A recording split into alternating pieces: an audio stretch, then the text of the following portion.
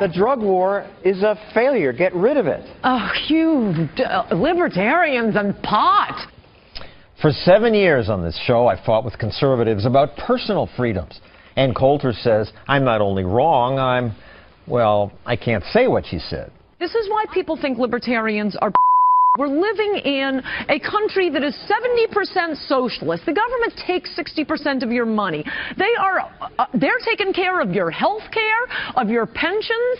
They are telling you who you can hire, what the regulations can be. What's it have to do with the drug war? And you want to suck up to your little liberal friends and say, oh, but we want to legalize pot. Not just pot, all drugs. And I'm not sucking up to my liberal friends. I'm upset about the drug war because it's terrible. It locks up nonviolent people, creates a vicious black market, and makes drugs more dangerous.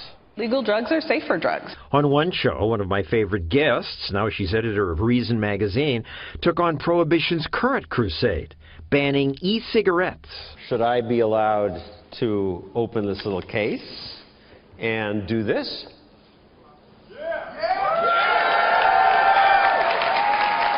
Of course vaping nicotine should be legal. This is a safer product than a regular cigarette. That's because somebody figured out how to make money selling us drugs that we want to consume. The people who make money on drugs right now are people who are willing to operate in black markets, and I'd rather see it all out in the light of day. Fortunately, we've made some progress. Marijuana is now legal for recreational use in 7 states and Washington, D.C.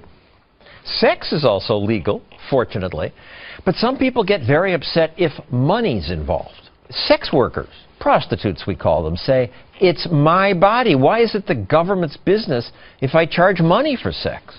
You're selling your body. That just feels sleazy, demeaning to people. Well, really, I'm renting it. Selling implies that they own it, and I still own myself. The beauty about this country is that I get to live my life based on my morals and my values, as long as I'm doing so only within the in these few counties of Nevada. In the law. And yes, I moved from the Midwest to be able to do it within the confines of the law. Most states say what she does is a crime. But I would think in a free country, adults should get to own their own bodies, do whatever we want with them, as long as we don't directly hurt others. We should certainly be able to do what we want with our possessions. But again, politicians want restrictions. Donald Trump recently tweeted, nobody should be allowed to burn the American flag. If they do, perhaps a year in jail. What? I wouldn't burn a flag, but I have that right. It's free speech. Also private property. If I buy the flag or make one, it's mine to do with what I want. You can criticize me, shame me, ban me from your home, but don't tell me that I cannot do what I want with my own personal property or person. In some states, even my friendly poker game is illegal. Governments ban all sorts of gambling to protect us, they say, but then they run their own gambling scam. It's called the state lottery. You can pick your jackpot, too, and win millions more.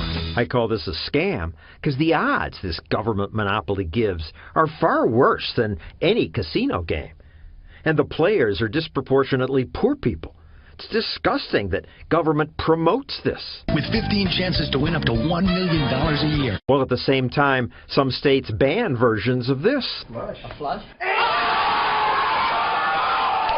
That's my friendly poker game. I was surprised that some of the players supported a gambling ban. We're not all mentally and psychologically strong enough or able to govern ourselves, which some people. The liberal wants government to do something. The addictive element of gambling forces, the government to step in because it is addictive. Give me a break. Fortunately, other players were wiser. We are intelligent enough to know our limits. Leave the government out of it. And let me decide for myself. Just like they do. Don't take my right away from me. Don't. But politicians do all the time.